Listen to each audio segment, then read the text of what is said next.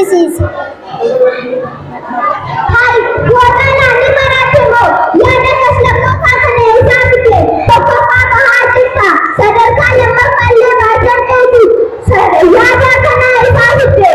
Deebiftuunis waan isiniin galiniitu jira. Mee waan nuuf hin galleessan nuuf galchi. Tulluu galmataa namni hin beekne isin keessa ni jira. Hin jiru. Tulluu barataa cimaa hanga ammaatti barataa hanga 12tti tokkoffaa bahaa turedha.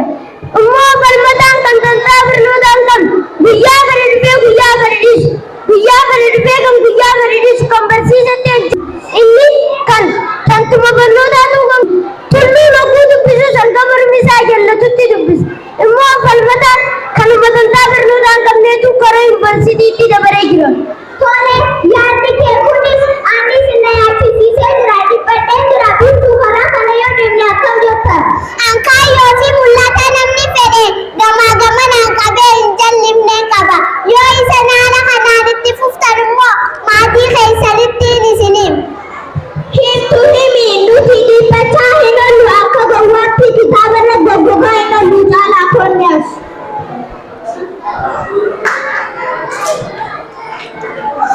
Saayiphaan kiyyaa akkuma taphaatti barnoota irratti hafuu jabeessitaniifi lakkummaan isin haa gargaaru. Ooyi abbaa caalaa harree isaa baate. Intalati duraan siif caalaa fi gammadaatu mana keenya dhufee barnoota wajjin qootu zabana kana maaltu si hambise yoo olloltan maaliif dhuftee natti hin himatin? Barumsi jiraachuu baatus jetti abbaa caalaa. Eeyyeen intalatichi. Caalaa fi gammadaan guyyaa barumsi jiru hin jiru ta'anii hafan.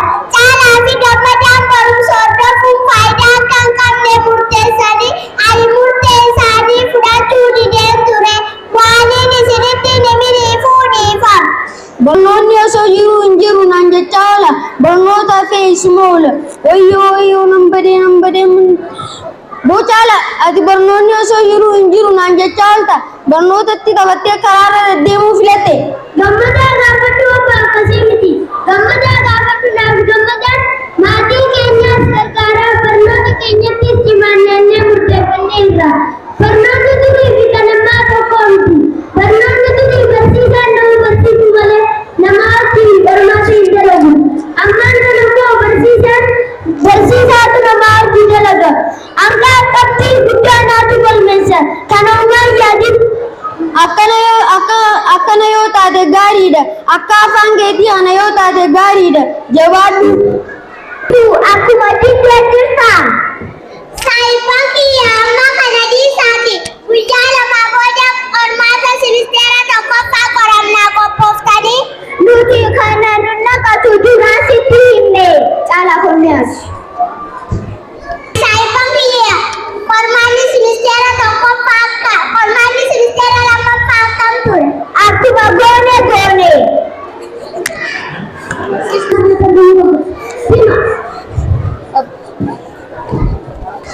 Abba, barsiisaa keenyaatu maatii keessan fidaa bakkaan hin jee.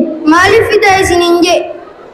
Nuti waa'ee laftii dhimma dubbataa barnootaatti dhimma dubbataan beekna. Akkuma dheedhi gargaati. Isiniitu barnootatti jira. Barnoota ambatii ta'e takka illee dhageenyaan naafeeti mana tokko wajjin hin bulula.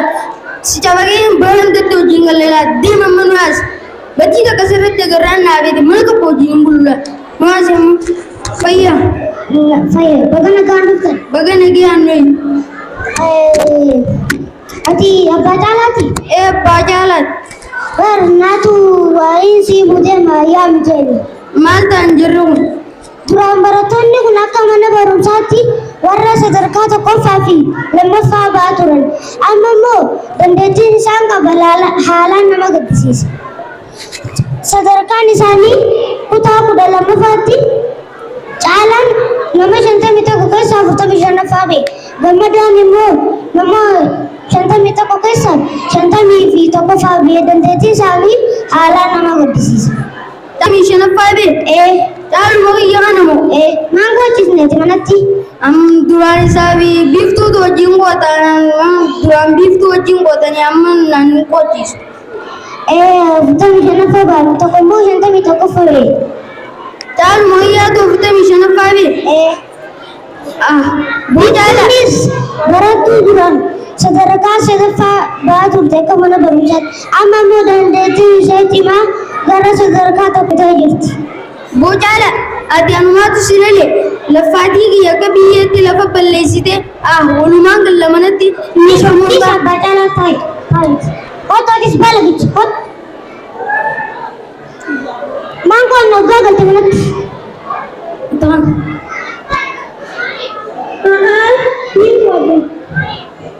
Kuli gana namoota si sadarkaa kanaa boocin argin abbaa caalaa kun duraan urjii mana barumsaa tokkoffaa hanga kuma tokkoffaatti bara tokkoffaa ba'aa dhufe. Amma immoo dandeettiin isaanii laafachaa jira. Barattoota kanarratti jiru. Eessa akka isaan oolan maal akka isaan golaa oolan irratti jajjabeessa.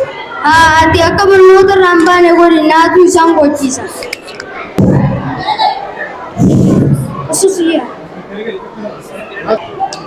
Oduu amma nugee ministeerri barnootaa barattoota qormaata biyyoolessaa akka askuulitti hin qoramne yuunivarsiitii naannoo isaaniitti akka qoraman ministeerri barnootaa murteesseera. Kunis qulqullina barnootaa eeguuf.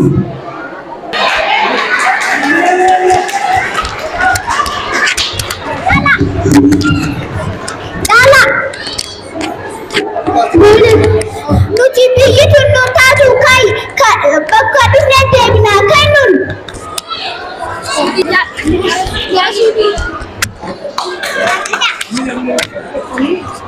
Iftuun amma qormaata biyyoolessaa kan kutaa 12ffaa fudhattee jirti.